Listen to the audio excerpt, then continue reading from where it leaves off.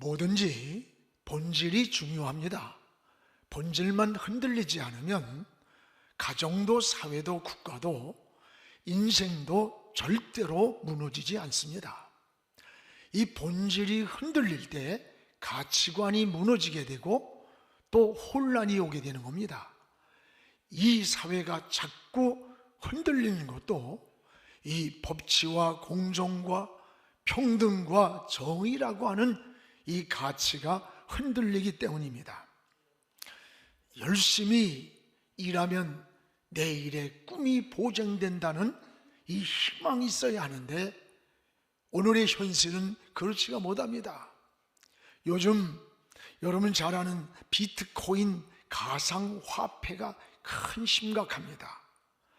정상적으로 살아서는 도저히 내가 집을 사고 인생의 꿈을 성취할 수 없다고 하는 이런 희망이 보이지 않기 때문에 허황된 것에 많은 사람들이 목숨을 거는 거예요.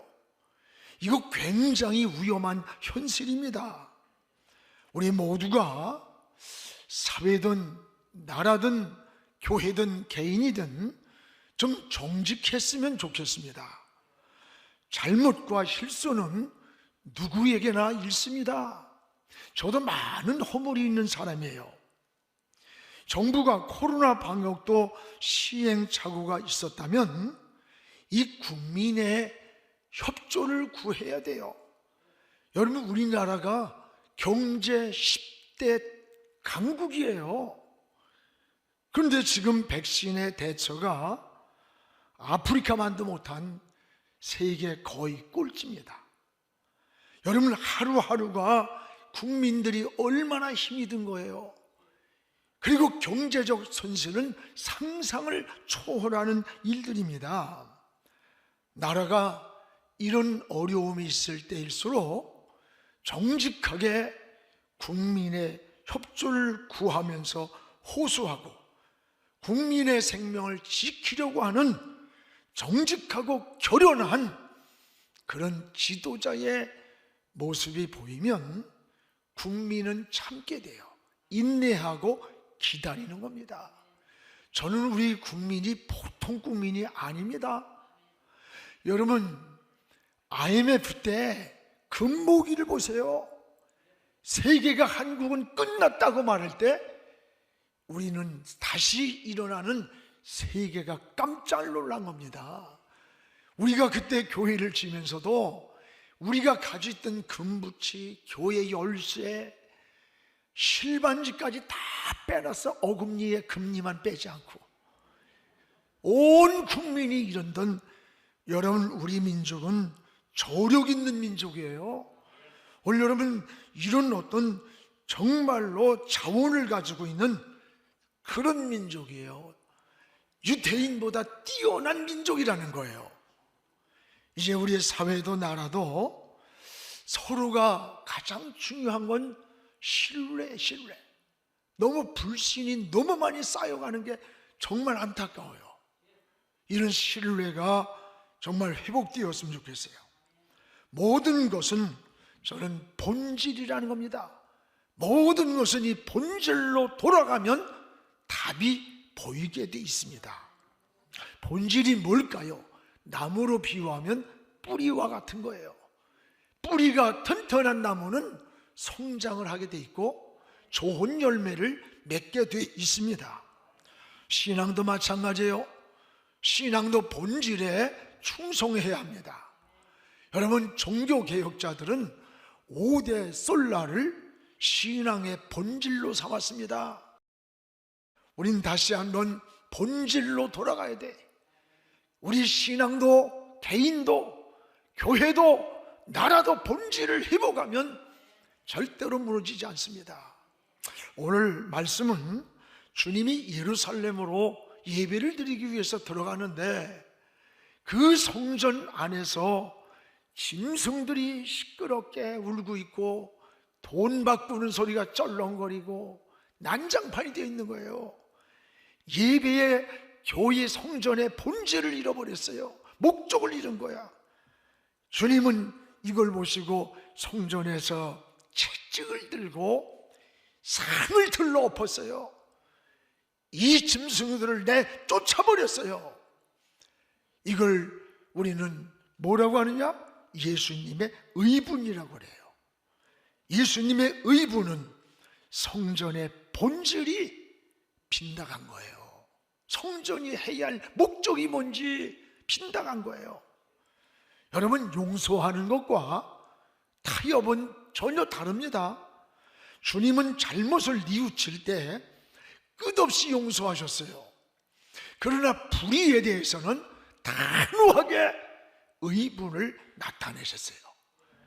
와, 있을진저 바리새인들아, 넉사의 새끼들아, 무섭게 주님이 의분을 우리에게 보여줍니다. 지금 이 시대는 의분이 필요한 시대입니다. 여러분, 가정에서도 이 자녀들에게 양육하는데 마찬가지예요. 요즘 아이를 하나둘 키우다 보니까 아이들이 우상이 돼 있어요. 자기 중심적이고 이기적입니다. 선하게 구별을 못해요. 여러분, 사랑이 아니라 이건 아이들을 방종하게 만들어버리는 거예요. 교회도 마찬가지예요. 요즘 교회가 죄를 지적하지를 못해요. 세상과 적당히 통화되어 가고 있어요. 무섭게 잘못을 지적하는 이 선지자적 메시지가 사라지고 있다는 거예요. 무서운 겁니다. 여러분, 세속은 굉장히 무서운 적이에요. 저 세속에 밀려서 유럽 교회가 무너졌고 또 미국 교회가 그 전철을 밟아갑니다. 우리나라도 보세요. 몇 년 전서부터 저 시청학 광장에서 동성애자들이 뻘거벗고 말이야 난리를 매년마다 쳐도 그거를 한국교회가 막지를 못하고 있어요. 굉장히 위험한 일들입니다. 여러분, 초대교회를 보십시오. 초대교회는 진리를 붙잡고 진리를 위해 목숨을 걸었던 게 초대교회입니다. 초대교회를 보면 십자가와 부활을 증거하다가 순교를 당하면서도 진리를 지켰어요. 여러분, 우리 믿음의 선진들은 걸어간 길을 보세요. 신앙의 발자취를 보세요.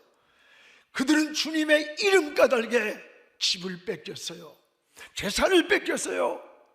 예수 믿는다는 그 하나 때문에 직장을 잃은 거예요. 그러면서도 믿음을 지켰어요. 신앙을 지켰어요.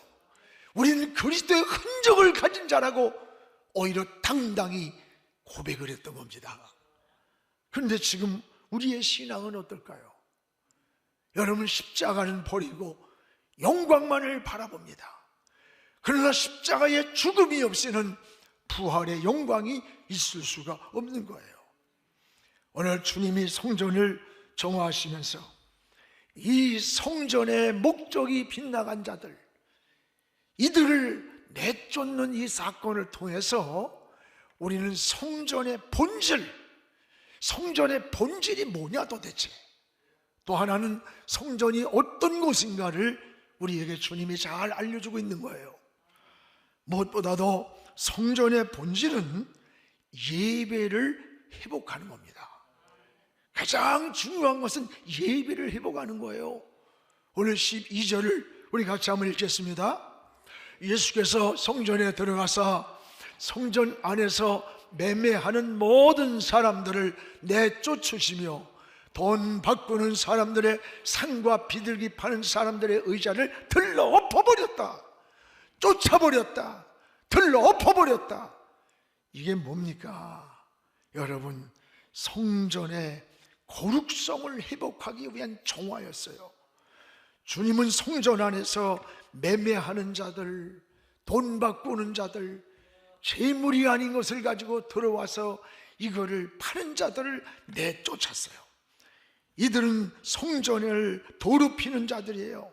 신앙을 이용해서 이익을 추구하는 자들.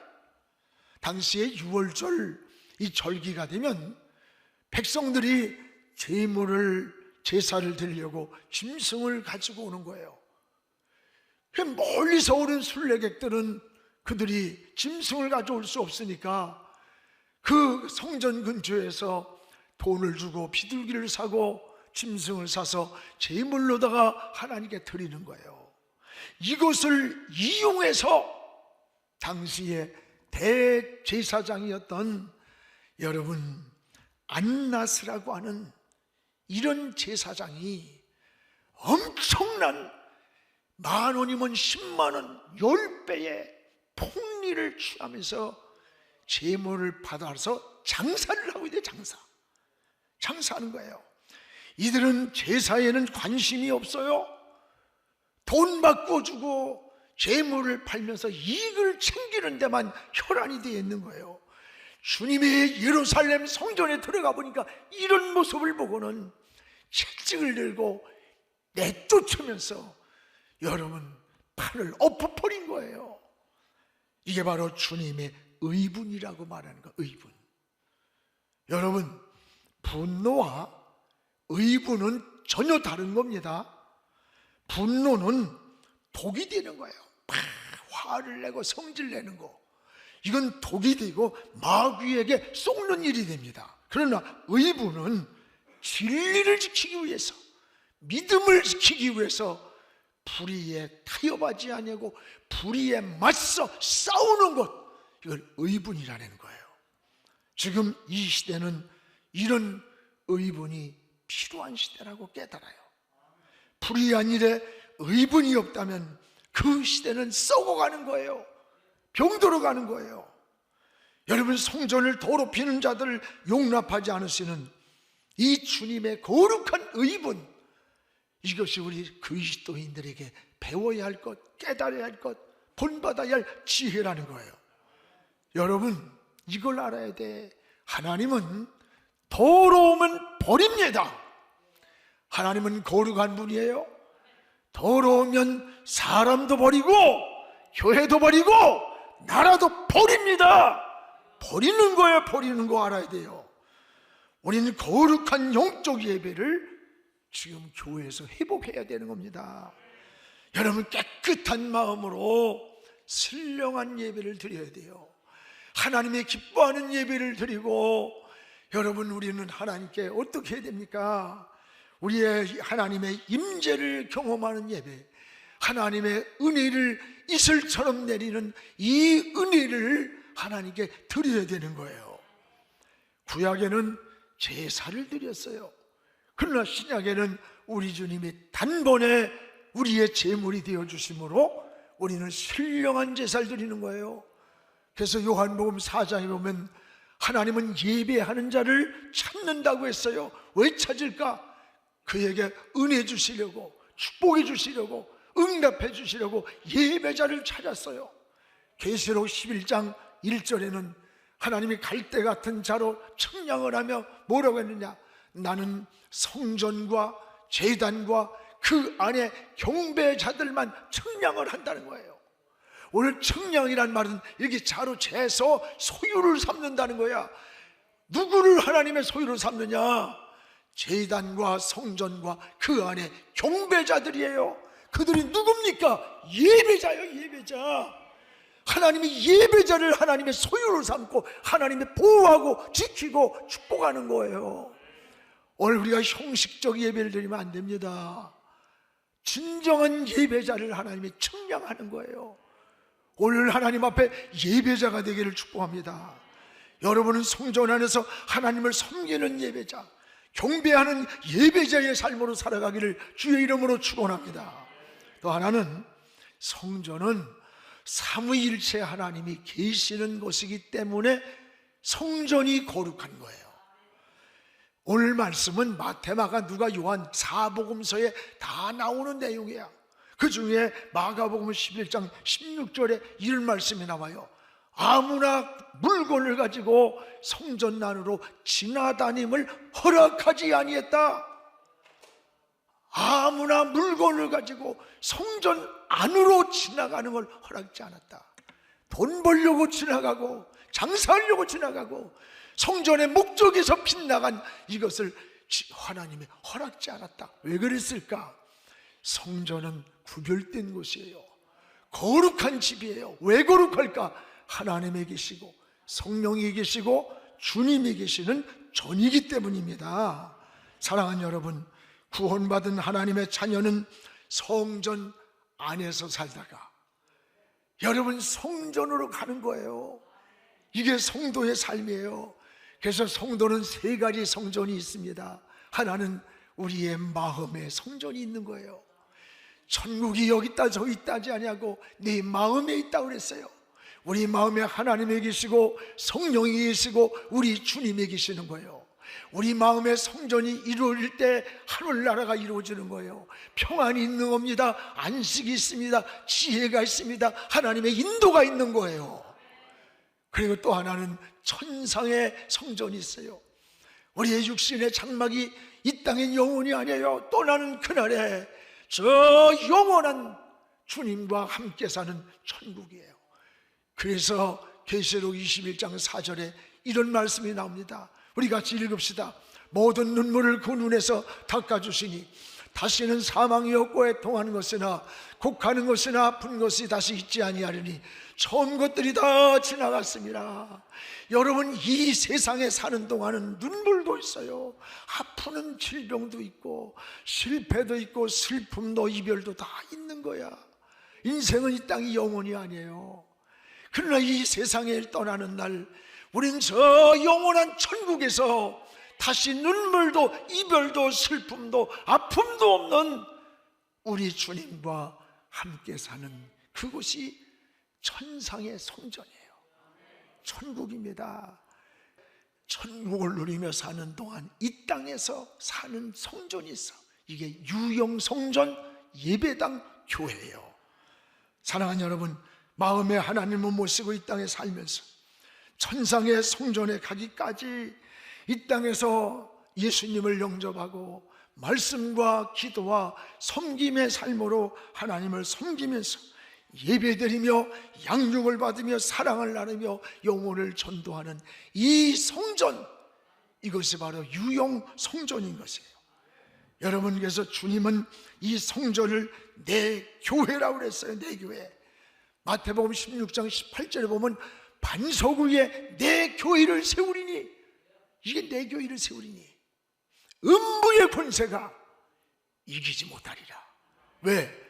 주님의 교회이기 때문에 주님이 지키고 있다는 거예요. 그렇습니다. 이 유대인들은 항상 성전을 가장 소중하게 여겼어요. 유대인들의 삶의 구심점은 성전입니다. 집을 줘도 동서남북 어느 곳에 방향을 잡든지 항상 예루살렘 성전을 향하여 방향을 냈다는 거예요.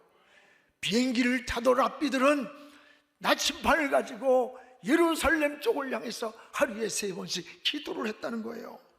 이 모든 게 성전 중심한 삶이에요. 왜 이렇게 성전이 중요할까? 성전의 주인이 누구냐? 하나님인 거예요. 즉 하나님을 중심한 삶이에요. 누가 헌금을 많이 하고 무슨 누가 개척을 했다고 해서 그것이 성전이 무슨 자기 거, 누가 돈을 많이 냈다고 해서 그걸 꼭 물려줘야 되고 뭐 해야 되고, 글쎄 뭐 해야 돼도 좋습니다. DNA 같은 게 또 잘해. 난 이거 좋아해. 그러나 본질적으로 성전의 주인은 하나님이라는 거야.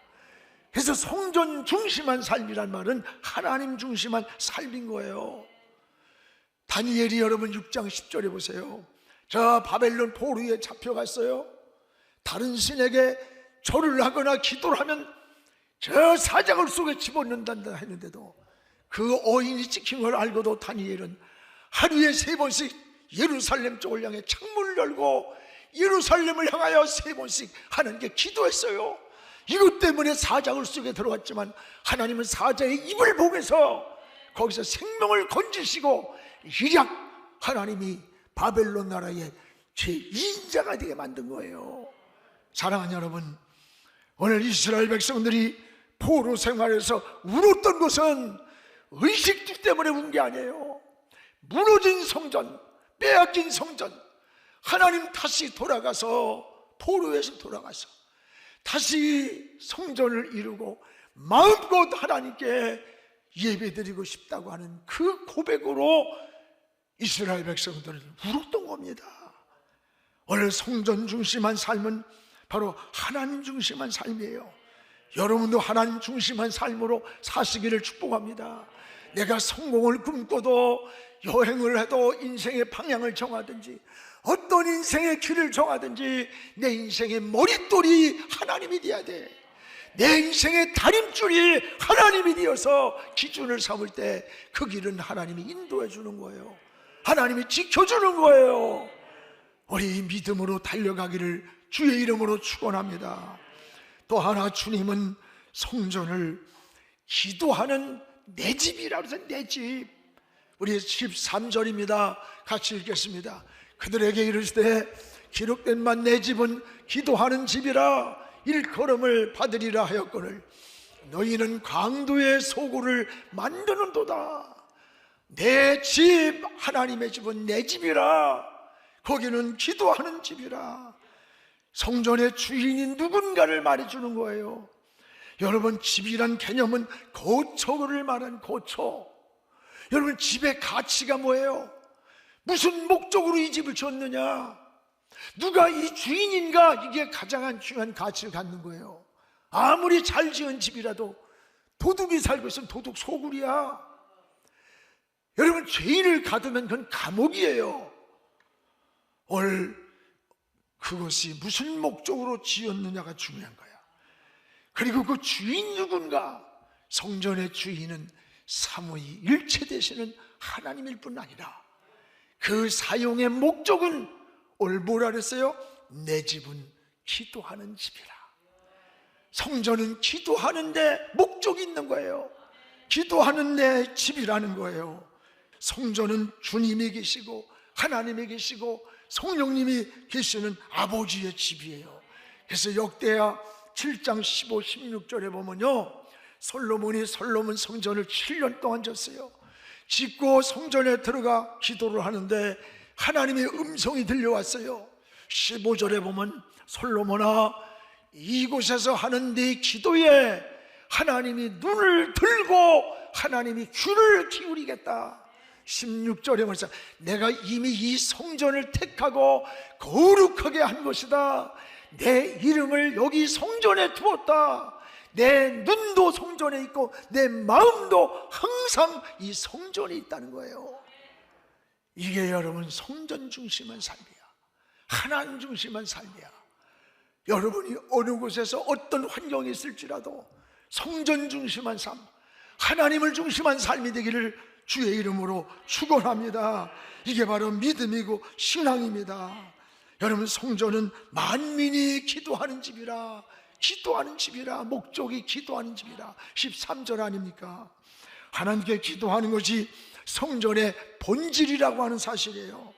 여러분, 교회에서도 기도 소리만 막 나야 돼. 전 우리 교회가 너무 감사해. 24시간 그냥 기도 소리가 멈추질 않아. 66일 동안 학생, 청년들 올 것 없이 성전문을 하루에 한 번씩 열고 들어와 기도를 한 수많은 사람들이 있었고, 하루에 새벽 기도를 몇 번씩 해서 성전에 들어와 주의 성전문을 열면서 아버지를 부르고 주의 이름을 부르는 거예요. 만민이 기도하는 집이라. 여러분, 성전에서는 세상 소리가 들리면 안 돼요. 하나님의 음성만 들려와야 돼. 여러분의 기도 소리만 하나님 보좌로 올라가야 될 줄 믿습니다. 요한계시록 8장 3절 4절에 보면요, 성도들이 기도를 할 때 천사가 내려와서 여러분 곁에 금향로를 가지고 그 기도를 하나하나 담는 거예요. 그래가지고 하나님의 보좌에다가 올린다는 거예요. 왜 금향로일까? 중간에 원수마귀가 변질시킬까봐. 변하지 않는 게 금이에요. 금향로에 천사가 담아서 하나님의 보좌 앞으로 여러분의 기도를 다 올리고 있다는 것을 감사하시기 바랍니다. 여러분의 신음소리 하나까지도, 주여 주여 하는 그것까지도 하나님은 담아서 아버지의 보좌로 올리고 있다는 사실이에요. 이게 얼마나, 저는 이런 생각을 하면요, 아버지 하는 순간 성전에 앉아서 그냥 한없이 눈물이 나. 그냥 아버지 한마디에 내 신음소리도, 내 마음도, 소원도, 기도의 고백도, 감사도 다 알고 계시는 그 아버지, 아버지 할 때 그 기도가 금양로에 담아서 하나님의 보좌 제단으로 올라가고 있다는 거예요. 사랑하는 여러분, 깊은 영성의 기도는 하나님께 묻고 하나님의 대답을 경청하는 겁니다. 여러분, 내가 구한 것이 이루어지는지 저야만 그게 응답이라고 우리는 생각하기가 쉬워요. 아닙니다. 여러분, 진정한 응답은 내 뜻이 이루어지는 게 아니라 오늘 하나님의 뜻이 우리 안에서 이루어지는 것이 바로 응답인 거예요. 그러므로 소원을 구할 뿐 아니라 끊임없이 하나님께 물으십시오. 그리고 하나님의 음성에 경청하시기 바랍니다. 여러분도 하나님의 뜻을 먼저 깊이 묻는 이런 기도가 있기를 주의 이름으로 축원합니다.